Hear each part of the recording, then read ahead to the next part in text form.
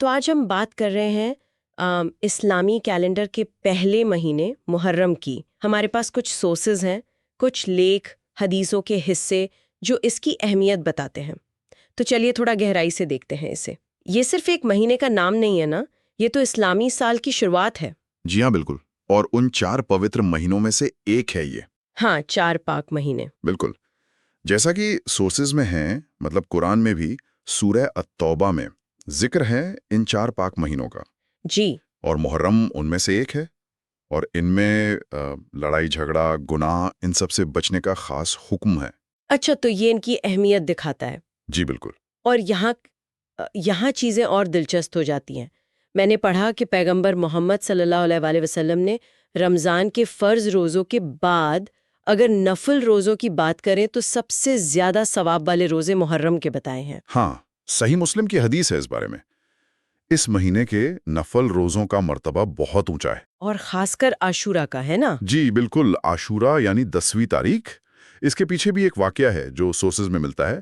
جب پیغمبر صلی اللہ علیہ وسلم مدینہ گئے تو وہاں انہوں نے دیکھا کہ یہودی لوگ اس دن روزہ رکھتے ہیں۔ اچھا، کیوں رکھتے تھے وہ؟ انہوں نے بتایا کہ اسی دن اللہ نے موسیٰ علیہ السلام اور ان کی قوم کو فرعون سے نجات دلائی تھی۔ اوہو۔ تو اس پر پیغمبر صلی اللہ علیہ وسلم نے کہا کہ بھئی ہم تو موسیٰ کے زیادہ حقدار ہیں۔ ہاں، بات تو صحیح ہے۔ اور پھر انہوں نے خود بھی اس دن روزہ رکھا اور اپنے صحابوں کو بھی حکم دیا۔ یہ باتیں صحیح بخاری مسلم دونوں میں ہیں۔ اور ذرا سوچئے، اس ایک روزے کا ثواب، انعام کیا بتایا گیا ہے؟ میں نے پڑھا کہ پچھلے 1 سال کے گناہوں کی معافی۔ جی، پچھلے سال کے چھوٹے گناہوں کی معافی کی امید بتائی گئی ہے۔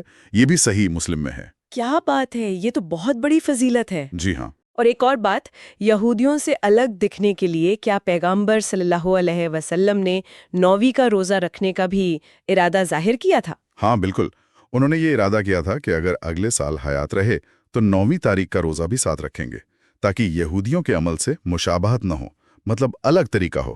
اچھا۔ تو اسی لیے پھر صلاح دی جاتی ہے کہ یا تو 9 اور 10 محرم کا رکھیں یا پھر 10 اور 11 کا۔ ٹھیک ہے، سمجھ گئی۔ لیکن یہ جو 10ویں محرم کا دن ہے، اس کا ایک اور پہلو بھی ہے، ایک تاریخی گھٹنا۔ ہاں، کربلا کا واقعہ۔ جی، اسی دن پیغمبر صلی اللہ علیہ وسلم کے نواسے حضرت امام حسین رضی اللہ تعالیٰ عنہ اور ان کے گھر والے ان کے ساتھی کربلا میں شہید ہوئے تھے۔ تو یہ دن اس لحاظ سے بھی یاد کیا جاتا ہے۔ سروت اسے صبر کی، حق پر جم جانے کی مثال بتاتے ہیں۔ تو مطلب ایک طرف خوشی کا دن ہے موسیٰ علیہ السلام کی نجات کا، اور دوسری طرف یہ غم کا واقعہ بھی جڑا ہے۔ تو پھر ان سروتوں کے حساب سے کرنا کیا چاہیے اس مہینے میں اور کیا نہیں کرنا چاہیے؟ دیکھیں، جو سورسز ہیں وہ صاف بتاتے ہیں کہ اس مہینے میں زیادہ سے زیادہ نفل عبادتیں کریں، جیسے روزے رکھنا۔ ہاں، روزے رکھنا، خاص کر 9 اور 10 تاریخ کے یا 10 اور 11 کے۔ پھر توبہ کرنا، مطلب گناہوں سے معافی مانگنا، ذکر کرنا، قرآن پڑھنا، اور کیونکہ یہ پاک مہینہ ہے تو ہر طرح کے گناہوں سے بچنا۔ اچھا، اور کن چیزوں سے بچنے کو کہا گیا ہے؟ ہاں، دوسری طرف کچھ چیزیں ہیں جن سے بچنے پر زور ہے، جیسے ماتم کرنا، سینہ پیٹنا، یا خود کو کسی بھی طرح کی تکلیف پہنچانا، یا شوق منانے کے وہ طریقے جن کے بارے میں سروت کہتے ہیں کہ یہ پیغمبر صلی اللہ علیہ وسلم کے زمانے میں نہیں تھے، جنہیں بدعت کہا جاتا ہے۔